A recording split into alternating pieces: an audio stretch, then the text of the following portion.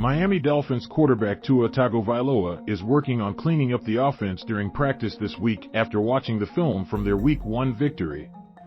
South Florida Sun Sentinel, Miami Gardens. Tua Tagovailoa's performance in last Sunday's 20-7 season-opening victory over the New England Patriots was good enough to produce a win on an afternoon where the defense put together a stellar outing, but the Miami Dolphins quarterback came away feeling there was much to improve going into Week 2. "There's a lot of things that we wish we had back in the game," said Tagovailoa, speaking after Wednesday's practice. "It was great to look at them and learn from them, and then move on to this week against the Ravens." Tagovailoa and the Dolphins head into a hostile environment that has not been kind to Miami historically in Baltimore for a 1 p.m. kickoff at M&T Bank Stadium. The Dolphins' two most recent trips there, before Tagovailoa arrived, were defeats by a combined margin of 72 points in 2016 and 2017.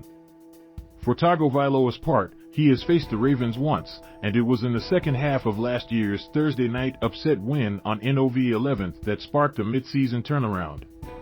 He didn't start as he dealt with a finger injury on his throwing hand, but with backup Jacoby Brissett going down, he stepped in and went 8 of 13 for 158 yards and a rushing touchdown. Baltimore has a new defensive coordinator this season, Mike McDaniel, after Don Wink Martindale went to the New York Giants. Related, Chris Perkins. Dolphins' run game struggled versus Patriots, but Miami isn't worried. Tagovailoa will go into Baltimore looking to expand on things he did well in the opener against New England while correcting plays that were left on the field. On the plus side, he got the ball to his playmakers, especially wide receiver Tyreek Hill, in the 23 of 33 outing for 270 yards and a touchdown, while not turning the ball over. His 42-yard touchdown to Jaylen Waddle on fourth down right before halftime was an exceptional example of Tagovailoa manipulating a defender away from where he's going with the way he looked left to get linebacker Ja'Whaun Bentley away from Waddle over the middle on the slant. He made sure he did his part to handle it, but Tagovailoa still had various plays he wishes he had back. Some throws, including his very first pass, were short, skipping to the intended target. While he didn't turn the ball over, he narrowly avoided either an interception or fumble on multiple occasions where he was under duress. "It's hard," said Tagovailoa, making a decision while getting taken down by a defender. "As a quarterback, you're wanting to make plays, but at the same time, you kind of don't want to lose the field position that you have, knowing you are in field goal range. I would say, just on my part, just got to be smarter in those instances. Sometimes, it's not bad taking a sack, whereas turning it over of the passes that fell short, it was the timing of the play. Some plays, I was a little fast within my footwork. And some plays, I was a little slower and having to speed up." Sun Sentinel columnist Chris Perkins and reporter David Furones discussed Dolphins O-line injuries, QB Tua Tagovailoa's performance and give their Week 2 pick. South Florida Sun Sentinel. Coach Mike McDaniel has been impressed with Tagovailoa's approach to correcting mistakes. Sentinel Sports Final weekdays every morning. Get the late sports scores and stories from the night before. It's just a continued growth. He hasn't been satisfied at all, so he keeps building, McDaniel said Wednesday. "I want to see him focus on the stuff that he knows that he was frustrated with to get better.